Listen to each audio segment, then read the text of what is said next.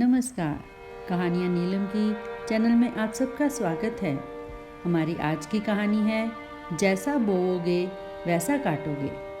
सुनो, कल mummy papa आ रहे हैं। वो 10 दिन हमारे साथ ही रहेंगे, एडजस्ट कर लेना। मयंक ने स्वाति को बेड पर लेटते हुए कहा। स्वाति जवाब में बोली, कोई बात नहीं, आने दीजिए। अब की बार शिकायत का कोई मौका नहीं मिलेगा। रात काफ़ी हो चुकी थी तो स्वाति ने लाइट बंद कर दी और वो दोनों सो गए। सुबह जब मयंक की आंख खुली तो स्वाति बिस्तर पर नहीं थी। वो इधर उधर देख ही रहा था कि इतनी देर में स्वाति ने गर्मा गर्म चाय की प्याली मयंक के आगे कर दी और कहा, चाय ले लो। मयंक बोला, आज इतनी जल्दी नहा लिया?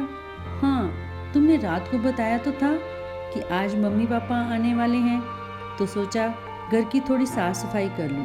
स्वाति ने चाय की चुस्की लेते हुए कहा, वैसे किस वक्त आ जाएंगे मम्मी पापा? मयंक बोला, दोपहर वाली गाड़ी से पहुंचेंगे, 4 तो बज ही जाएंगे।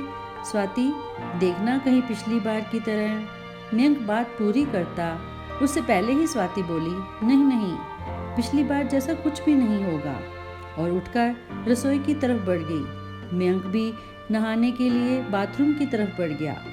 नाश्ता करने के बाद मयंक ने स्वाति से पूछा, तुम तैयार नहीं हुई?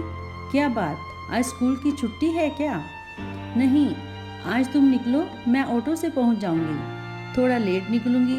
स्वाति ने लंच बॉक्स थमाते हुए मयंक को कहा। बाय बाय कहकर मयंक बाइक से ऑफिस के लिए निकल गया और स्वाति घर के काम में लग गई। मुझे तो डर है कि मैं तुम्हारे कहने से वहाँ चल तो रहा हूँ, लेकिन पिछली बार बहू से जिस तरह खटपट हुई थी, मेरा तो मन ही भर गया था। ना जाने ये 10 दिन कैसे जाने वाले हैं। मयंक के पिताजी मयंक की मम्मी से कह रहे थे। मयंक की माँ ने पिताजी को हौसला देते हुए कहा, अजी भूल भी जाइए, बच्ची है, कुछ हमारी भी तो गलती थी। हम भी तो अपनी बहू से कुछ ज्यादा ही उम्मीद लगाए बैठे थे। उन बातों को साल भर बीत गया है, क्या पता कुछ बदलाव आ गया हो, और इंसान हर पल कुछ नया सीखता है। क्या पता कौन सी ठोकर किसको क्या सिखा दे। मयंक की माँ यह कहकर चुप हो गई और बीते पल याद करने लगी। 2 भाइयों में मयंक बड़ा था और विवेक छोटा। मयंक गांव से 10वीं करके शहर आ गया था आगे पढ़ने, और विवेक पढ़ाई में कमज़ोर था, इसलिए गांव में ही पिताजी का खेतीबाड़ी में हाथ बटाने लगा था। मयंक बीटेक करके शहर में ही नौकरी करने लगा। स्वाति से कोचिंग सेंटर में ही मयंक की जान पहचान हुई थी। यह बात मयंक ने स्वाति से शादी के कुछ दिन पहले बताई। पिताजी कितने दिन तक नहीं माने थे इस रिश्ते के लिए। वो तो मैंने ही समझा बुझाकर रिश्ते के लिए मनाया था, वरना ये तो अपने दोस्त की बेटी अंजलि से ही मयंक का रिश्ता करने के लिए जिद लगाए बैठे थे। स्वाति के घर वाले शादी के लिए गांव आए थे। 2 साल होने को आए उस दिन को भी। शादी के बाद दोनों शहर में ही रहने लगे। स्वाति भी प्राइवेट स्कूल में टीचर की जॉब करने लगी। पिछली बार जब गांव से आए थे तो मन में बड़ी उमंगें थी, पर 7-8 दिन में ही बहू के तेवर और बेटे की बेबसी के चलते जल्दी गांव वापस जाना पड़ा था। कई बार मयंक को फ़ोन करके बोला भी कि बेटा गांव आजा मिलने, पर वो हर बार कह देता, माँ छुट्टी ही नहीं मिलती, कैसे आऊँ? लेकिन मैं ठहरी एक माँ, आखिर माँ का तो मन करता है ना अपने बच्चे से मिलने का। बहू चाहे कैसा भी बर्ताव करे, काट लेंगे किसी तरह ये 10 दिन, पर बच्चे जो भी भरकर देख लेंगे। अरे भगवान, उठ जाओ, स्टेशन आ गया, उतरना नहीं है क्या? मयंक के पिता की आवाज़ मयंक की माँ को यादों की दुनिया से वापस खींच लाई। सामान उठाकर हम स्टेशन से बाहर आ गए और ऑटो में बैठकर घर के लिए रवाना हो गए। घर पहुँचे तो बहू घर पर ही थी। बहू ने हम दोनों के पैर छुए, फिर हमें ड्राइंग रूम में बिठाकर हमारे लिए ठंडा ठंडा शरबत लाई। हम लोगों ने जैसे ही शरबत ख़त्म किया, बहू बोली, आप दोनों सफ़र से आए हैं, थक गए होंगे, नहा लीजिए, सफ़र की थकान उतर जाएगी, फिर मैं आपके लिए खाना लगा देती हूँ। इतना कहकर बहू खाने की तैयारी में लग गई। थोड़ी देर में मयंक भी आ गया। हम सब ने कुछ देर बातें की, 8 बज गए थे। बहू ने सबको खाना परोसा और खाने के बाद हम सब सोने के लिए चले गए।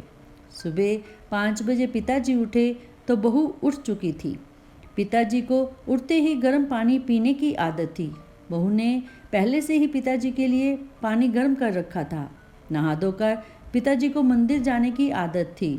बहू ने उनको जल से भरकर लोटा दे दिया।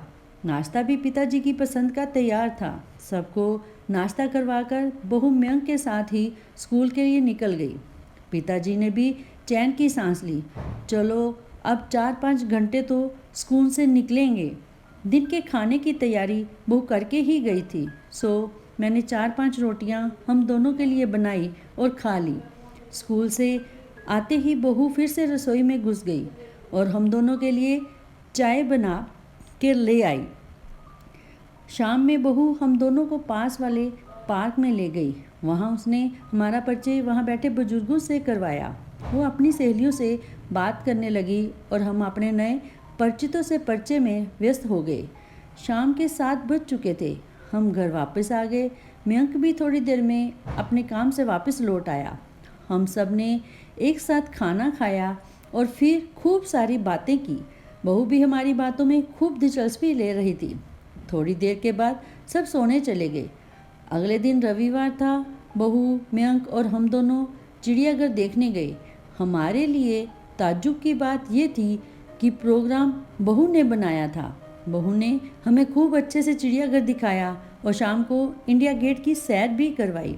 आखिर कल जब विवेक का फ़ोन आया कि फसल तैयार हो गई है और काटने के लिए तैयार है, तो हमें अगले ही दिन गांव वापसी का प्रोग्राम बनाना पड़ा। रात का खाना खाने के बाद हम पैकिंग के लिए अपने कमरे में आ गए। पैकिंग करने के बाद हम सोने ही वाले थे कि इतनी देर में बहू हमारे कमरे में आ गई।